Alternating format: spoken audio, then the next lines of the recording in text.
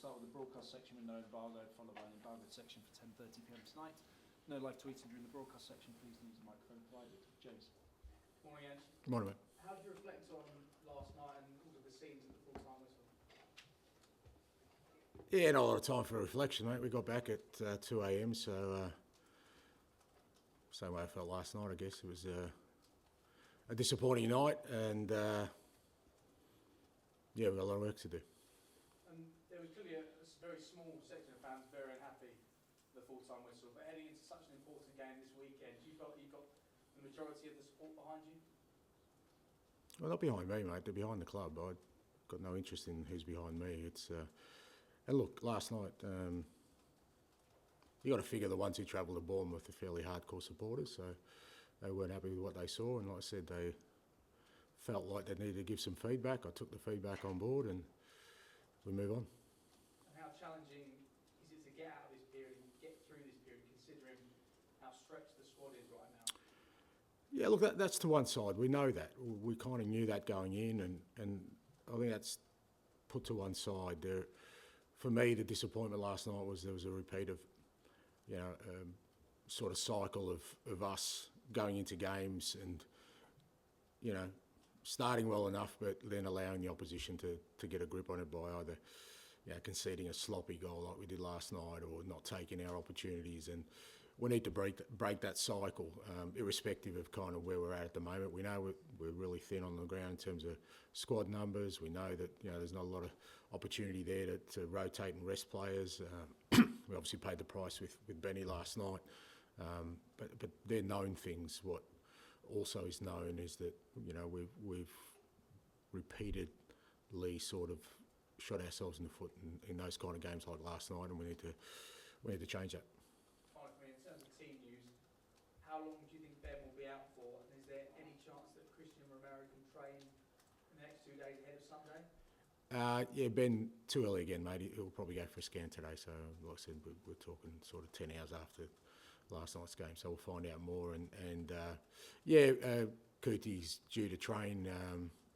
We're not doing much today, but we'll see how he goes tomorrow.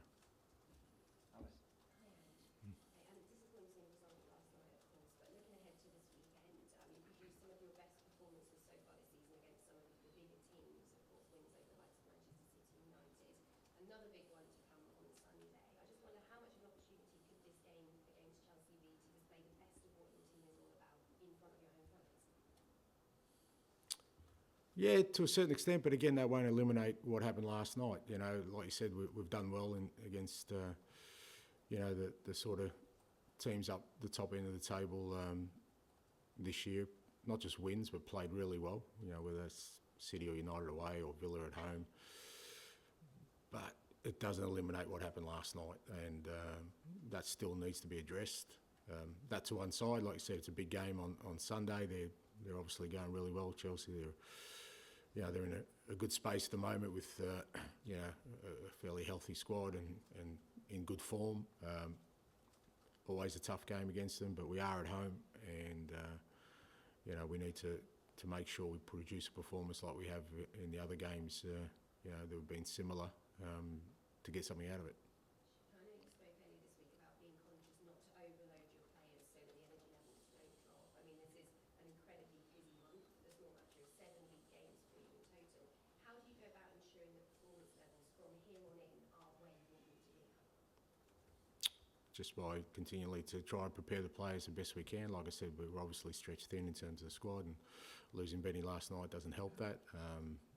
We got European games, we've got Carabao Cup in there as well, so we've just got to try and manage and prepare the players the best we can to make sure we get maximum performance out of it.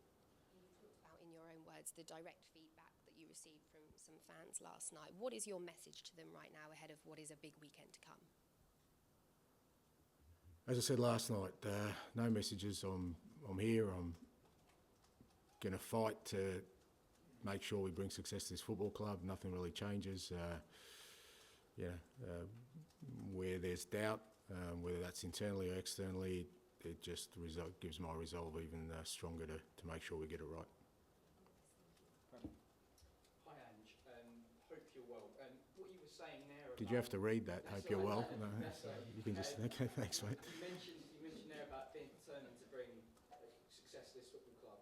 Does it concern you that the fans aren't necessarily seeing the progress that you get to see from every day and training with the players? No, again, the supporters are the supporters. They're invested in this club. You know, whoever's in charge, whichever the playing group is, and they will, you know, feel what they feel, whether they can see what we're trying to do or they can't see what we're trying to do. You know, I can't change that materially without there being evidence on the pitch that they can see. Now, if they can't see it at the moment, then it's up to me to make sure that they do see that. You mentioned about the cycle of Group are in terms of starting games well and then letting teams back into it. Have you managed to get to the bottom of why the team are struggling in terms of that inconsistency? No, not yet, but we'll keep sort of searching for those answers.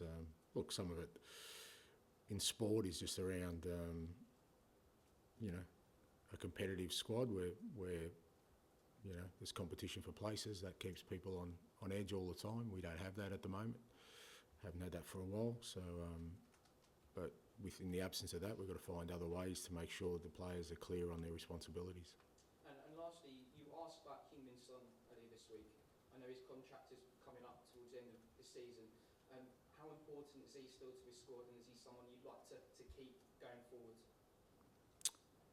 Right now, all I care about is Sunday. I couldn't care about people's contracts. I couldn't care about their situations. What I care about is Sunday, and I want to make sure that we have a group of players Sunday ready to go out there and fight. That's great. Thanks, mate. Thank you. Ali. That's all right. Just I'm sorry that I have this too personal or anything, but I just wonder, after a defeat like that and a tough time that you're going through in terms of kind of finding solutions to this, is that something you kind of process yourself? Is that something you kind of work with your coaches or a trusted circle that you kind of work through things like that? Nah, it's me, mate. It's me. Just take it on the chin. Well, it's me. I'm the one responsible for it. There's no point in the toughest moments, you know, palming off the responsibility to other people. I'm the person in charge. I'm the person that's set us off in this direction, and I'm the person that needs to fix it. I just wanted to ask you, I know it's going back to transfers again, but you've always owned the signings that you've made. You've always been the one that's approved them. You've always been very clear on that as well. I guess this is a hindsight thing as well. But going back, I mean, the club has spent, it's approaching, I guess, 100 million on teenagers. I mean, I know that's so bright for the long-term future, but does that make it more difficult for you in the short term now, especially when you've got so many players out that you're having to rely on such young players? It's still the right decision. I will always, and I own them because I believe they're the right decisions for this football club. And, you know, I've said numerous times, I make these decisions with the kind of background that, you know what, I'm going to be here for a while to make sure we see it through. You know, to be honest, if I was worried about my own existence, I would have fought tooth and nail to block Harry Kane leaving the football club, but it wasn't the right decision for the club because he was in the last year of his contract. So that's not what drives me. The decisions we made around signing the young players are the right decisions for this football club for where we're at right now, and they will bear fruit. I think it's just maybe from the outside, it feels like you've lost a lot of experience, but brought in Yeah, we have. experience. Yeah, we have, but we needed to do that. We needed to do that because there was a team that was coming to the end of the cycle, and you know we were rebuilding not just a squad, a playing style, and you couldn't replace experience with experience because that's not a rebuild. That's kind of topping up because you feel like you're close to something. We weren't close to anything.